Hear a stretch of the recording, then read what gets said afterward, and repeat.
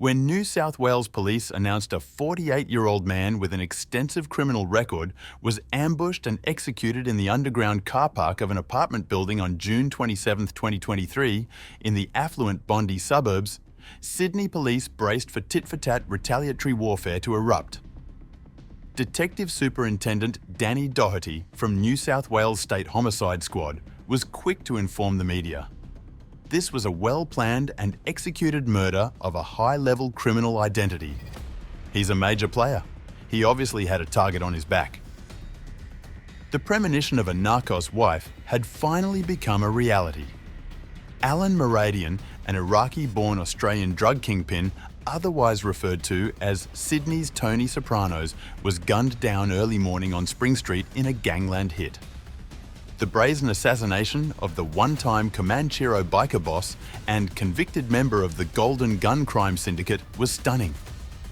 Muradian had been shot multiple times in the head at close range as he sat in a black Audi RS4. Police sources later admitted the severity of his injuries left his face almost unrecognizable. But who was the real Alan Muradian? In this episode of Pacific Crime TV, we provide you with the inside line on the notorious gangster and how he went from living a life of luxury to being executed in cold blood. Thanks for watching the channel, and please remember to hit the like and subscribe buttons so you never miss a new release. Chapter 1: The Golden Gun Crime Syndicate.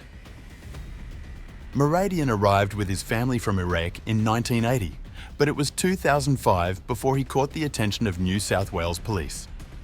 Operation Skull was a meticulously crafted operation that sought to dismantle a Sydney crime syndicate notorious for the importation and distribution of cocaine from America.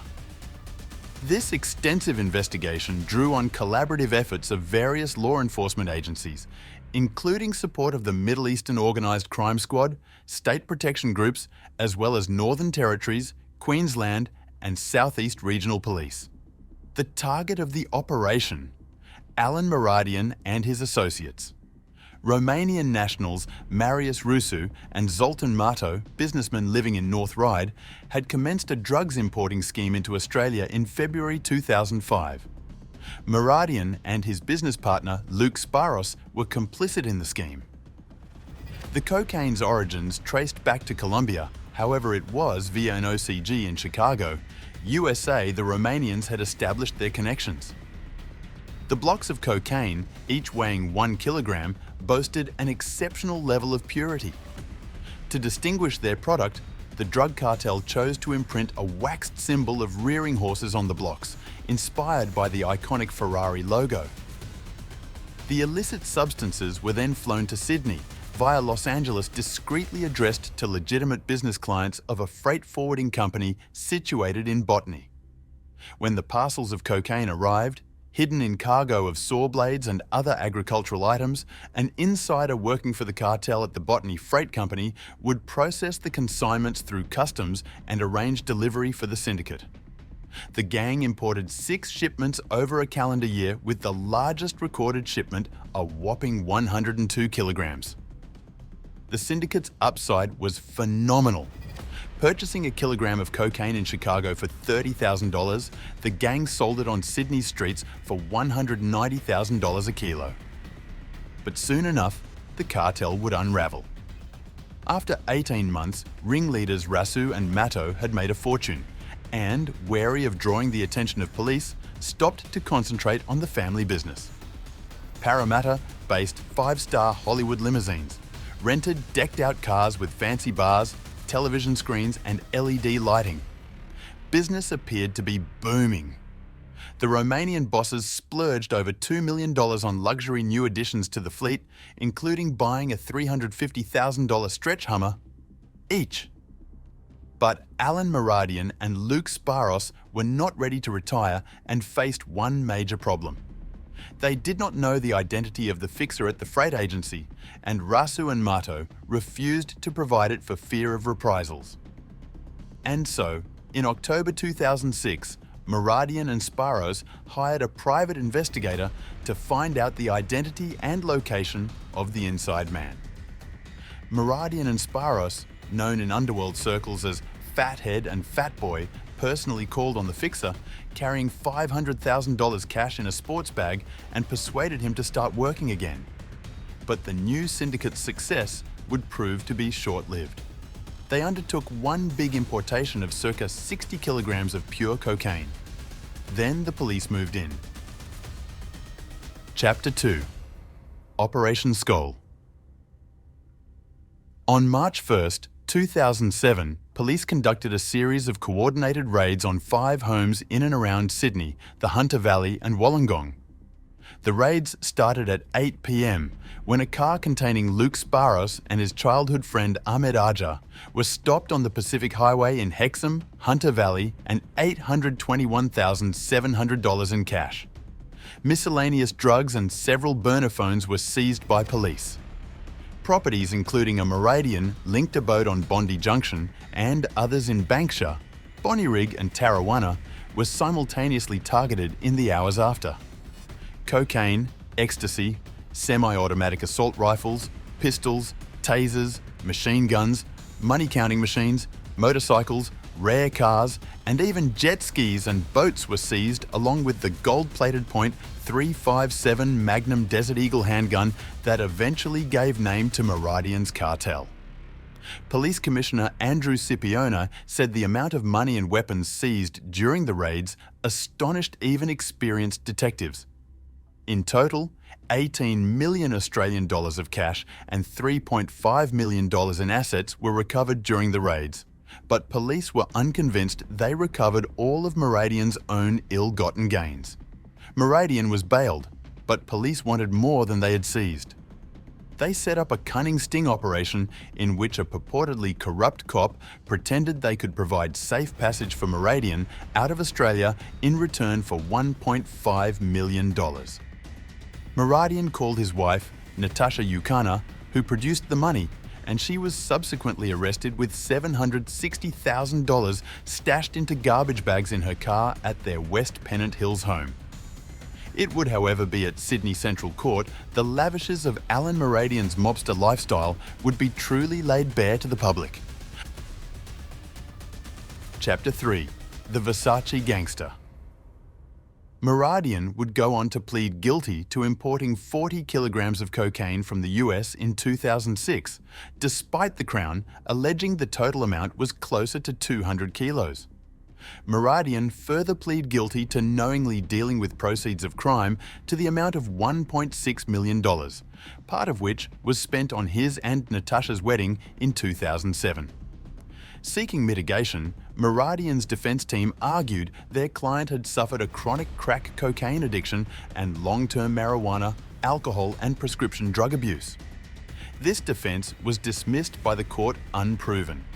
For his role in the Golden Gun racket, Meridian would be jailed for 16 years and 9 months on the 13th of July 2011 at Sydney District Court. A non-parole period was applied of 10 years, with Meridian in custody at Long Bay Maximum Security Prison in Randwick since the sting operation's rearrest the 25th of July 2007. Passing sentence, Judge Andrew Hazler said Meridian's crimes were motivated by personal profit and greed. And at court, revelations of Meridian's flamboyant lifestyle and frivolous spending would be revealed. Former Versace salesman Michael Chard would testify that Meridian had spent more than $1 million on the company's furniture and homewares, turning his Hills District home into a palazzo. Meridian spent big: $9,000 Versace bedspreads, $50,000 on dining room chairs, Versace shower screens, redecorated kitchens. Meridian even spent tens of thousands of dollars taking in a team of artists to turn his lounge room into a mock version of the Sistine Chapel, complete with angels of the sky. Police also recovered top-of-the-range Mercedes, collectible Ford Falcon GTs, and several motorbikes under the proceeds of crime repossession. But in an email tendered to court as police evidence, and despite seemingly having all the riches in the world, Meridian's wife Natasha was shown to share little appetite for her man's flashy lifestyle. Challenging her husband on his behaviour, Natasha quipped, "Why do you just sit there and show off? I am the man, I am the man." Do you see Tony Soprano doing that? He points it all onto a junior for a reason: to take the heat away from him. You, on the other hand, want the attention. You get a big head, you love it. People like that won't survive. In a plea deal arranged prior to his sentencing, Muradian agreed to receive a 5% reduction on his sentence in exchange for surrendering a large number of firearms. The arsenal included machine guns, pistols, and even a grenade launcher. They were handed in, under amnesty, by Muradian henchmen at his legal team's Sydney CBD offices. Muradian's high-profile barrister Winston Terracini, speaking in court at the time of trial in 2011, claimed his client's surrendered arms cash amounted to the most significant handing over of weapons in Australia since the Prime Minister, John Howard, gave his gun amnesty in the wake of the Port Arthur massacre. Co-accused Fat Boy Luke Sparros was jailed for 15 years for his own role in the syndicate with Rasu and Matto, both sentenced to 30-year jail terms for the importation of over 300 kilograms of pure cocaine onto Australian shores. Meanwhile, Muradian's wife Natasha received 4 years and 6 months for handling and laundering $4.6 million later the same year. Muradian would ultimately be released in December 2017 on parole, but upon his release, he returned to the Underworld, engaged in multiple syndicates centered around the drug trade. Chapter 4: The Ambush. In the months leading up to his assassination, Muradian was on the run. New South Wales police had informed the crime boss in August of 2022 he was a marked man. Prior to going to ground, the couple had recently purchased a $2.35 million Blue Mountains bolt hole. Fearful of his life, the couple arranged construction of a 2-metre high spiked perimeter fence and installed CCTV. But faced with an imminent threat to life, Muradian was forced to flee and change his routine, cars and addresses. Muradian was also prohibited by conditions of his parole from associating with other particular criminal figures, including Mohammad Alameddin of the Comanchero biker gang, a nefarious crime group with links throughout Australia and which Muradian harboured close ties to.